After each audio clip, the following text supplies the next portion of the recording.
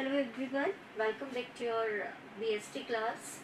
Today we are going to take another chapter from your book, chapter 4, that is business services, right? When you are going to read in this chapter, you will learn the characteristics of services. What does it mean? Services क्या है and business services especially उसका क्या meaning होता है और उसके क्या characteristics होते हैं. Second thing, distinguish services from goods. Goods के थ्रू कुछ ऐसी सर्विसेज जो कि गुड्स से रिलेटेड है तो वो किस तरीके की हैं. Classify different types of business services. Business services जो उनको क्लासिफिकेशन उनका पढ़ेंगे कि किस किस तरीके से उन्हें क्लासीफाई किया हुआ है. Explain the concept of E banking. Identify and classify different types of insurance policies and describe different types of warehouses. Warehouses where we keep the as storage, right? So when we start our chapter, we will have a look of an example. So there is an example. It will make you easier to understand the meaning of business services, right? All of us have seen a petrol pump. Have you ever thought how a petrol pump owner does his business in a village? How he gets the petrol and diesel to the village in the interior? How he gets the money to purchase large quantities of petrol and diesel? How he communicates to petrol depots for requirement and also to customers? How he safeguards himself from various risks associated with this business, right? So यहाँ पर there is an example. Some questions are there. Question जब आप देखोगे तो you can be able to connect. The first thing what they are asking is कि जब हम देखते हैं कि किसी व्यक्ति ने एक पेट्रोल पंप खोला, ठीक है. उसने पेट्रोल पंप खोला और वो कहाँ पे उसने एक विलेज में इंटीरियर में जाकर के उस पेट्रोल पंप को उसने खोला. तो पेट्रोल इज अ नेसेसिटी. आपको चाहिए ट्रांसपोर्टेशन के लिए पेट्रोल जो है वो चाहिए ही चाहिए. तो उसने इंटीरियर इन द विलेज एक पेट्रोल पंप जो है उसने ओपन किया. तो आपके दिमाग में एक क्वेश्चन आता है कि ये जो पेट्रोल है ये इंटीरियर तक कैसे जाएगा. ठीक है. अब भाई पेट्रोल पंप जो है एवरीबडी नोज ना how does it work. Machines होती हैं और मशीन के नीचे टैंक होता है और उस टैंक को पेट्रोल से फुल कर दिया जाता है. So for that we need transportation जो कि अंदर इंटीरियर में जाकर के उस पेट्रोल का जो टैंक है उसको फिल करेगा एंड आफ्टरवर्ड्स मशीन्स के थ्रू उसकी सप्लाई होगी. So you have a question in mind कि ये इतना इंटीरियर में पेट्रोल कैसे जाता होगा, किस तरीके से पहुंचता होगा वहाँ पे, किस तरीके से इसके पास में जो आपका बिजनेसमैन है उसके पास में इतना पैसा कहाँ से आता होगा कि वो बल्क में इतना पेट्रोल जो है वो खरीद सके. क्यों? क्योंकि किसी के भी पास में इतना ज़्यादा अमाउंट नहीं होता है. आपने अभी तक बिजनेस के फॉर्म्स पढ़े, उसमें देखा आपने कि किस तरीके के बिजनेसेस में कितना तरीके की कैपिटल जो है वो लगाई जाती है, कैसे लगाई जाती है. अगर इंडिविजुअल है तो सारे सोर्स जो है वो उसके खुद के हैं, राइट. तो अब अगर यहाँ पे पेट्रोल पंप है तो you are having a question कि इतना महंगा पेट्रोल बल्क में कहाँ से पैसा आता होगा इसको खरीदने के लिए, राइट. द नेक्स्ट इज किस तरीके से वो कम्युनिकेट करता होगा कस्टमर्स के साथ में. क्या भाई पेट्रोल ऐसे वहाँ पे पंप जो है वो किस लोकेशन क्या है, अगर वो चलता है कि नहीं चलता, किस तरीके से वो कस्टमर से वो टच में रहता है, राइट. किस तरीके से ही कैन सेव हिमसेल्फ. वो अपने जितने भी रिस्क हैं, आपको पता है कि बिजनेस जो है the risk is another name for business. ठीक है. बिजनेस में रिस्क बहुत ज़्यादा होता है. समटाइम्स आप गलत डिसीजंस ले लेते हो, उनकी वजह से भी क्या हो जाता है, रिस्क आपको हो जाता है. तो बिजनेस इज रिस्क. तो यहाँ पर ये कह रहा है कि वो कैसे अपने आप को सेव करता होगा इन रिस्क से. जो उसके बिजनेस में है, पेट्रोल के बिजनेस में है, तो आपके पास में बहुत सारे क्वेश्चंस हो गए कि किस तरीके से वो इंटीरियर में पेट्रोल उसको अवेलेबल होता होगा बड़ी क्वांटिटी में। जब वो परचेजिंग कर रहा है पेट्रोल जैसी चीज़ की, तो इतना अमाउंट वो कहाँ से लाता होगा, ह्यूज अमाउंट। किस तरीके से वो अपने कस्टमर्स के साथ में कम्युनिकेशन रखता होगा, और किस तरीके से वो बिजनेस के रिस्क जो है उनको कवर करता होगा। So these are the questions and we are having their answer below it, right. ये कहते हैं अब आपको the answer to all the work questions lies in the understanding of business services. सारे आंसर्स जो हैं वो कहाँ पर है, बिजनेस सर्विसेज में। इन सभी का एक जवाब है, that is business services. So there are so many business services we are having, जो कि हमारे लिए क्या करती हैं, वर्क करती हैं। They work in different sphere, अलग अलग तरीके के वर्क करती हैं।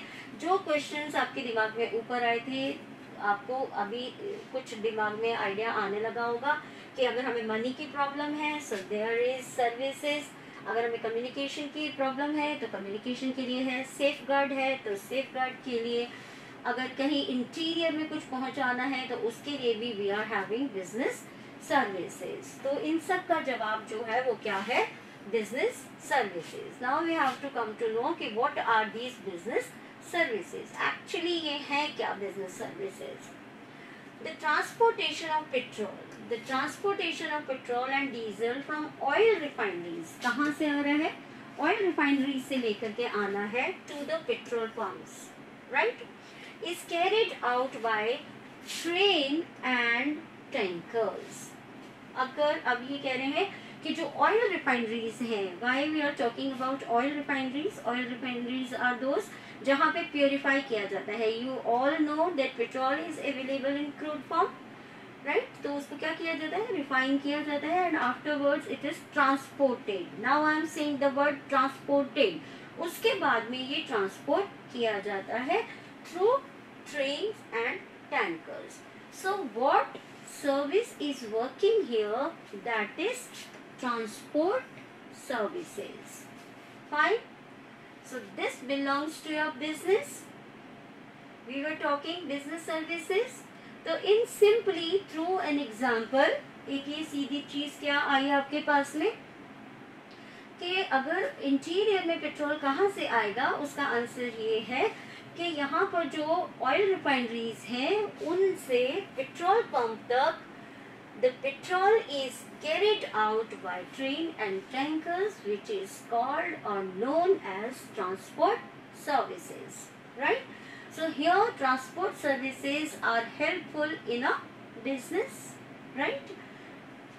दे are then stored at various depots of oil companies situated in all major towns, right, stored at various depots major towns में। बेसिकली ये जो आपके वेयर हाउस है वो कहाँ पर लोकेटेड होते हैं, आपके जो बिल्कुल टाउन्स जो होते हैं, जो कि मेजर टाउन्स होते हैं जहाँ से कि ट्रांसपोर्टेशन किया जा सकता है इजीली, जहाँ तक कि ट्रांसपोर्टेशन इजीली अवेलेबल होता है, वहाँ पर ये डिपोट जो है वो होते हैं।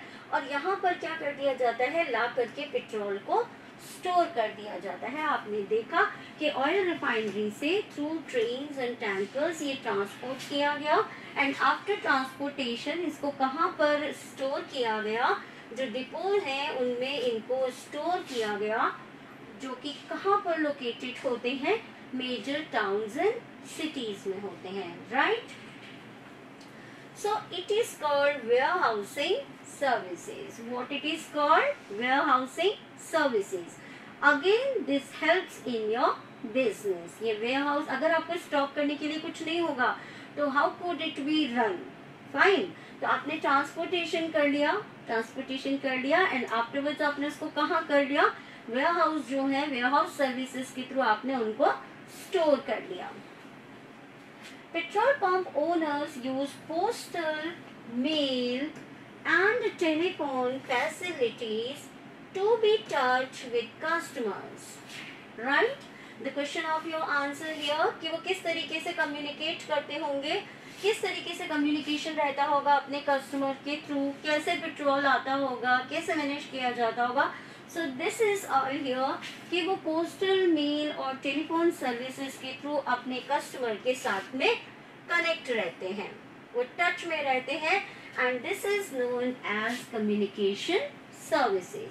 So how your business will run when you are having the services of communication?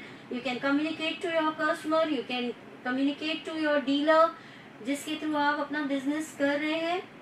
If the communication is not there, so it would be very difficult for us how to manage, right? So again, this service is helping in your business. As oil companies always sell the petrol and diesel on advance payment, the owner have to take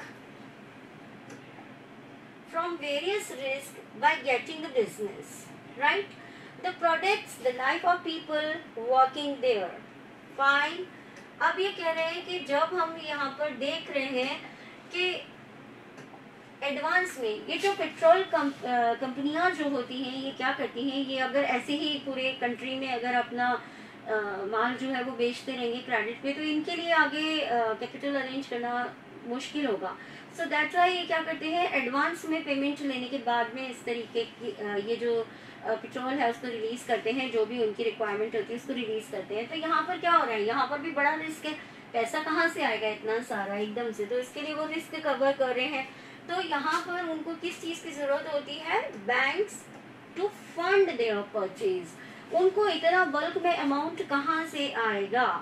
so this is done by your banks. So it is called banking services. What it is called? Banking services. So again, who is helping in your business for a monetary cause? That is banking services, right? Petrol and diesel being highly risky products, the owners have to safeguard themselves, right? ये risky business है, risky product है petrol. risky कैसे है, आपने देखा होगा जो tankers आते हैं उन पे लिखा रहता है इनफ्लेमेबल, यानी कि किसी भी चीज़ से उनमें आग लग सकती है, वो फट सकते हैं. So there are so many thing. For a long time Jaipur में यहाँ पे आपके जो सीतापुरा में ऑयल वो है वेयर हाउस जो है, वहाँ पर भी ऐसा एक किस्सा हो चुका है, and it was huge very terrible कि उसमें जो आग लग गई थी वो लीक हो गया था, वहाँ पर लीकेज हो गई थी. ठीक है, तो दिस इज एन एग्जांपल कि ये बहुत रिस्की प्रोडक्ट है, और इसके लिए क्या है, कोई भी जो पॉसिबिलिटी है वो है हो सकती है, मतलब रिस्क जो है वो every time is there.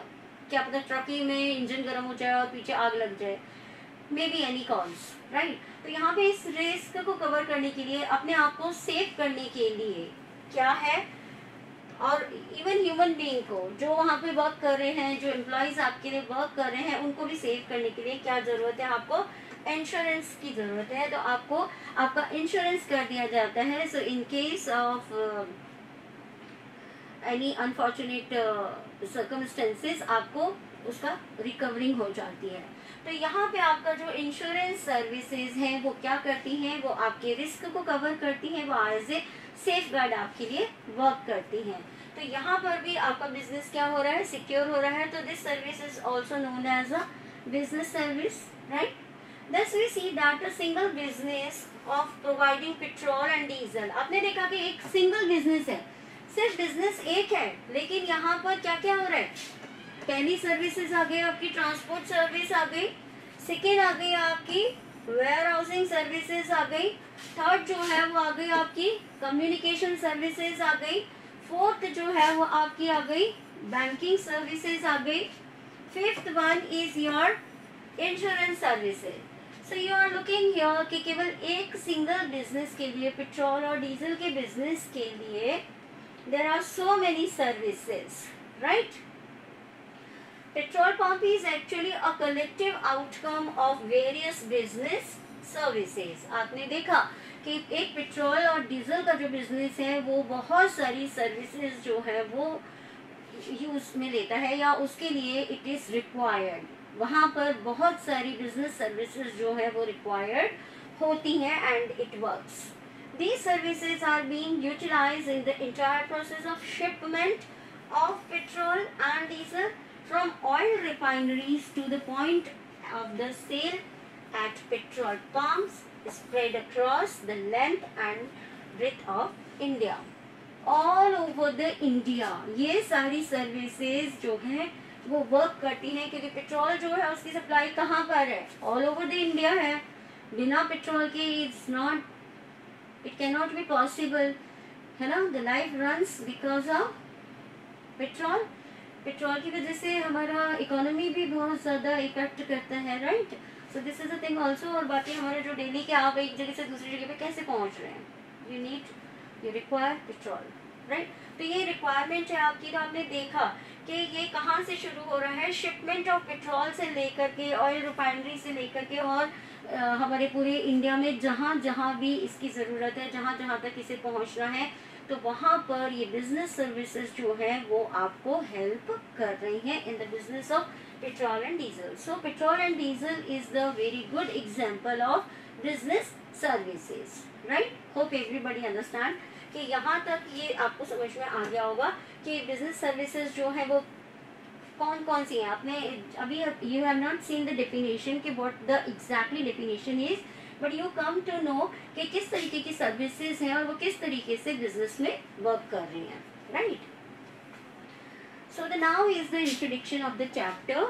This is the one example. Afterwards we will read the introduction, in which you will read the definition. Fine. You must all have at some time or the other experience the effect of business activities on your lives. आपको business activities जो है वो आपको समझ में आती है ना. अब आपने इवन पेट्रोल ही देख लिया कि पेट्रोल जो है वो आपकी रेगुलर लाइफ को किस तरीके से इफेक्ट करता है. You are sitting at your place, if you are not having petrol you cannot reach to your destination if it is not working, right. अगर आपको दूर जाना है तो चाहे से आप अपने खुद के साधन से जाइए, चाहे आप पब्लिक ट्रांसपोर्ट लीजिए, this all runs with the help of petrol and diesel, right. तो आप देख रहे हो कि पेट्रोल और डीजल का आपकी रेगुलर उस पर क्या इफेक्ट है. इसी तरीके से जो दूसरे बिजनेस हैं उनका भी क्या इफेक्ट है आपकी लाइफ पे, हमारी डेली लाइफ पे उनका इफेक्ट आता है. अगर एक और एग्जाम्पल देखते हैं, purchasing ice cream from a store and eating ice cream in a restaurant, watching a movie in a cinema hall, purchasing a school bus. So there are things, purchasing of a school bus, eating ice cream in a restaurant and purchasing ice cream from a store, ठीक है, and leasing it from a transporter. Purchase करना, आप यहाँ पे देख रहे हो ice cream जो है उसको परचेज किया जा रहा है ना. या तो हम इसे परचेज कर रहे हैं और खा रहे हैं, या फिर आप किसी रेस्टोरेंट में बैठ करके आप क्या कर रहे हो, आइसक्रीम जो है उसका लुत्फ उठा रहे हो, या फिर आप मूवी वॉच कर रहे हो इन अ सिनेमा हॉल. आपने बस को या तो परचेज किया है और आपने लीज पर लिया है किसी ट्रांसपोर्टर से, यानी किसी ट्रांसपोर्टर की जो बसेस हैं वो आपने लीज पर लेनी है, right. All these activities you will observe that there is a difference between purchasing and eating. ये कह रहे हैं कि यहाँ पर जब आइसक्रीम आपने खरीदी है तब आपने देखा है कि खरीदने में और खाने में there is a difference, right? You will observe that there is a difference between purchasing and eating. Purchasing and leasing, खरीदने में और लीज पे देने में भी फर्क है. इसी तरीके से खरीदने में और रेस्टोरेंट में बैठ करके खाने में भी फर्क है. You will get it later. What is common in all of them is that one is purchasing an item and the other is experiencing a service. आपने देखा कि यहाँ पर जो डिफरेंस है वो क्या है, किस तरीके का आ रहा है कि यहाँ पर एक व्यक्ति जो है वो क्या कर रहा है, किसी भी आइटम को परचेज कर रहा है, and the other one is experiencing service. वो क्या कर रहा है, आपको सर्विस प्रोवाइड कर रहा है. If you are eating in ice cream in restaurant, तो वहाँ पर क्या हो रहा है, वो आपको सर्विस प्रोवाइड कर रहा है. They are serving ice cream for you, but there is definitely a difference between the item of or good and service performed. For a lay person, services are essentially intangibles. Intangibles का meaning ये होता है which is not to be touched. ठीक है, physically जो वो नहीं हो रहा. तो सर्विसेज क्या है? एक ले पर्सन यानी कि एक जो कॉमन आदमी है which is not a professional. तो सर्विसेज क्या है? essentially intangibles है उसके लिए. Their purchases does not result in the ownership of anything physical. For example, you can seek advice from the doctor. आप क्या कर रहे हो? आप अगर एक एग्जाम्पल के थ्रू देखेंगे हम कि किस तरीके से ये वर्क कर रहा है कॉमन लोगों के ऊपर. यू कैन सी, अगर आप कोई एडवाइस लेते हो डॉक्टर से, you can not purchase him. आप क्या कर रहे हो वहाँ पे? परचेज नहीं कर रहे हो उसको. आप क्या कोई चीज खरीद के ला रहे हो क्या वहाँ से? So it is written over here good and the services perform. Either it is a good or it is a service. So if you are buying an ice cream, you are buying a thing, right? But when you are taking an advice from your doctor, if you are taking advice, तो वो आप क्या purchase करके लेकर के आ रहे हो क्या? कोई चीज आप लेकर के आ रहे हो क्या जिसको you can touch? No, right? Services are all those economic activities. Now see. Now see what they are saying. Services are all those economic activities. Services क्या है? वो सारी economic activities. Economic activities we are saying this because क्योंकि इसमें monetary जो वो है cause वो है. ठीक है, हम क्या करते हैं? डॉक्टर से अगर हम वो ले रहे हैं कोई भी एडवाइस अगर हम ले रहे हैं तो we have to pay for that, right? That are intangible and imply an interaction to be released between the service provider and the consumer. जो क्या है? जो कि intangible नहीं है, ठीक है, फिजिकल नहीं है, आपको दिखाई नहीं दे रही है, you cannot touch, but it imply an interaction. ये एक interaction जो है वो आपके बीच में बना रहा है. किसके बीच में बना रहा है? जो कि सर्विस प्रोवाइडर और कंज्यूमर के. ये सर्विस प्रोवाइडर के और कंज्यूमर के बीच में क्या कर रहा है? एक इंटरेक्शन जो है वो क्रिएट कर रहा है. So understand what is the difference between the purchasing and services. Purchasing में क्या हो रहा है? आप किसी भी चीज को टच कर सकते हो, यू कैन फील, आप उसको खरीद करके लेकर के आ रहे हो, तो यू आर हैविंग समथिंग जो कि आपके पास में ठोस में, द्रव्य में या किसी भी स्टेट में है, you can touch it, right? But when you are dealing with services, तो सर्विसेज क्या है? वो इकोनॉमिक एक्टिविटीज हैं दैट आर इंटेंजिबल, जो कि हम टच नहीं कर सकते हैं, एंड इम्प्लीफाई एंड इंटरेक्शन. लेकिन वो क्या करती है? इम्प्लीफाई करती है इंटरेक्शन को. इंटरेक्शन होता है इसमें दो लोगों का. किस किस का? सर्विस प्रोवाइडर का and the consumer. Service provider और कंज्यूमर, इन दोनों के बीच में क्या होता है? एक इंटरेक्शन होता है. And why it is called an economic activity? क्योंकि इसके जो लियो में आपको क्या करना होता है? You are dealing with money, right? So this is all for today. We will discuss our chapter tomorrow in detail. Till then, take care.